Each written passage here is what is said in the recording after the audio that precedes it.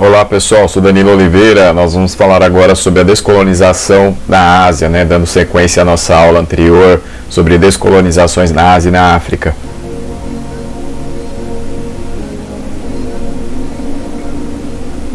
Então, como nós falamos na aula passada sobre a África, que foi a parte 1, agora na parte 2 nós vamos falar sobre a Ásia. Uma vez, vamos falar aí sobre os antecedentes, porque isso ajuda a entender o que foi o processo de descolonização. Da mesma forma como aconteceu na África, o colonialismo também chegou à Ásia, chegou um pouco depois, porque teve o caminho ali que os portugueses tiveram que fazer pelo Oceano Índico até chegar na Índia, e aí onde eles estabeleceram feitorias, Logo depois eles também iam estabelecer feitorias na China, Primeiro os portugueses chegando e depois as demais nações europeias, Mas, da mesma forma como aconteceu na África, o colonialismo não fez com que os europeus entrassem no continente asiático, Nos séculos 19 e 20, pessoal, vai ser diferente, Porque da mesma forma que aconteceu na África, o neocolonialismo ele vai ser muito mais devastador, E aí sim os europeus vão dominar realmente aí essas regiões da Ásia.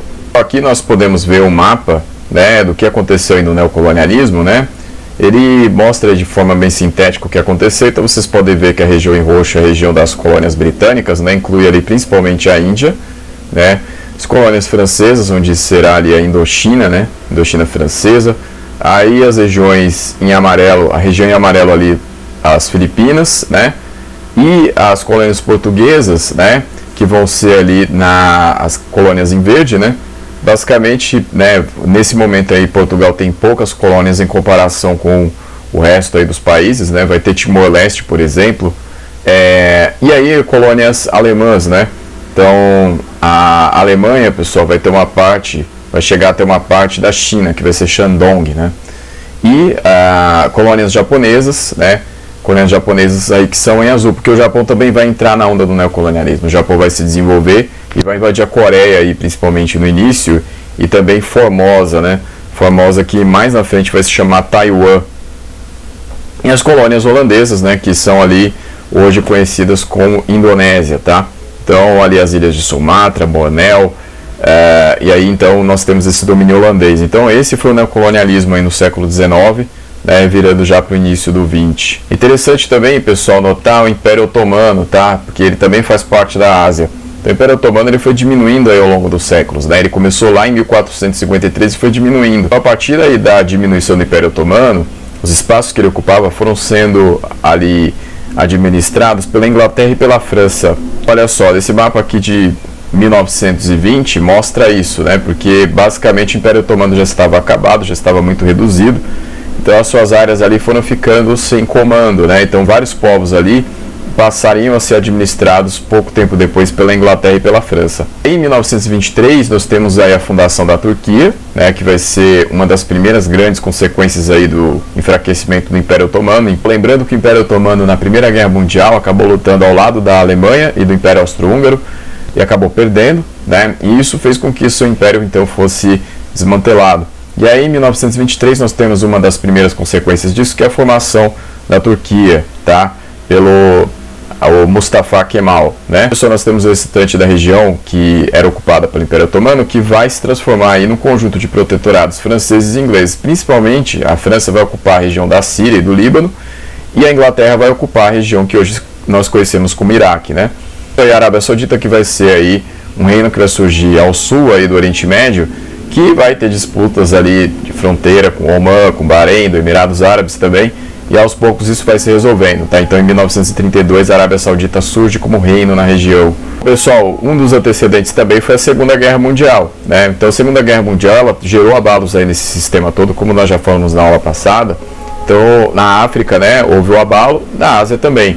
Então a Inglaterra, a França, os demais países não iam ter mais a mesma força para manter os seus domínios aí sobre a Ásia. Importante a gente entender também, pessoal, aí o domínio japonês. Então todas essas áreas aí que vocês estão vendo em rosa são domínios japoneses e aquela área vermelha também. Essa área vermelha, pessoal, é a Coreia. Então ela está em destaque aí, Porque desde as primeiras décadas do século XX o Japão vai fazer várias invasões aí contra a Coreia, Então o que acontece é que vai se desenvolver um sentimento de luta nacional contra o Japão aí entre os coreanos, E o resto aí, dessas regiões aí da Ásia são ocupadas pelo Japão também. E este desenho aí, esta dominação japonesa aí é do ano de 1939, né, com todas essas terras ocupadas.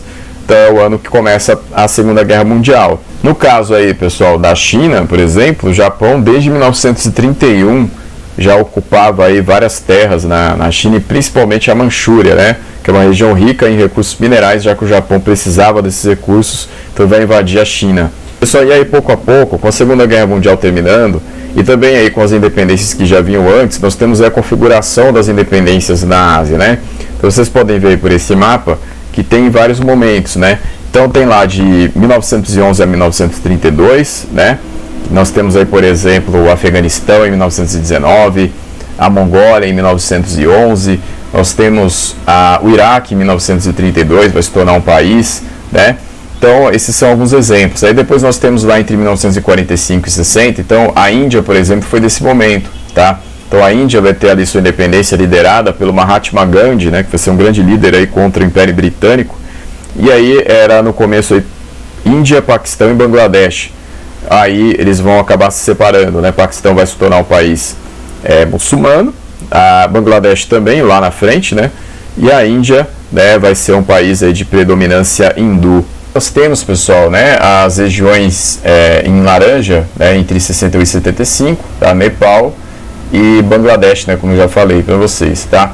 E ali embaixo, por exemplo, lá no Oriente Médio, temos Iêmen do Sul, né, que depois lá na frente vai se juntar com o Iêmen do Norte e vão formar um só país que vai ser o Iêmen. Em rosa, pessoal, nós temos os países que vão se separar aí da União Soviética, né, em 91.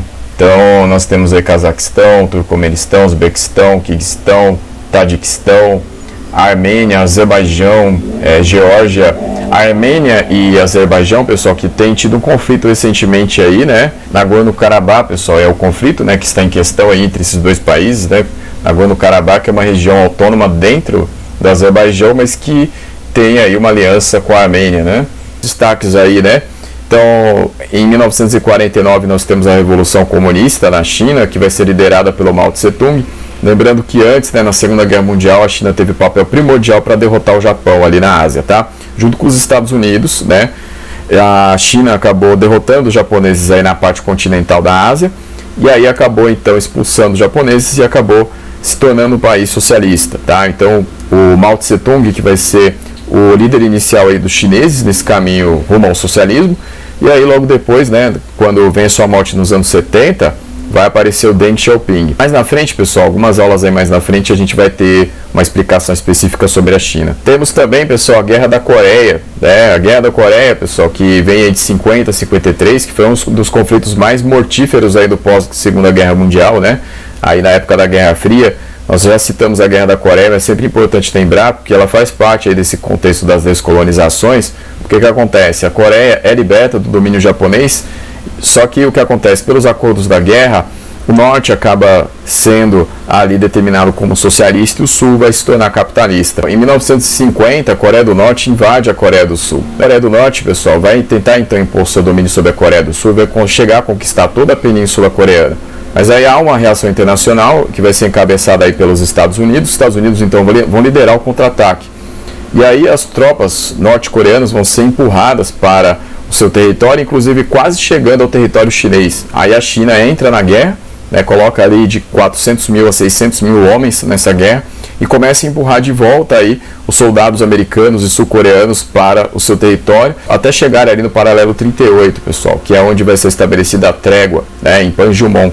E aí dessa forma, então, as duas nações vão assinar aí uma trégua, né, que dura até hoje, né, porque tecnicamente eles ainda não deixaram de estar em guerra. Só essa guerra vai resultar em mais de 1 milhão de coreanos mortos. A Guerra do Vietnã vai durar de 55 a 75. É importante lembrar que antes disso houve a primeira Guerra da Indochina, né, que foi de 46 a 54, que foi uma luta dos próprios habitantes da região contra o domínio francês. Em 54 eles assinam um tratado de paz com a França, mas começam conflitos entre o norte e o sul, porque o norte é socialista e o sul é capitalista. Vai acontecer aqui de 55 até 65, os conflitos eles são basicamente entre o norte e o sul. Tá? Então às vezes são conspirações, são atentados, são realmente ali combates diretos.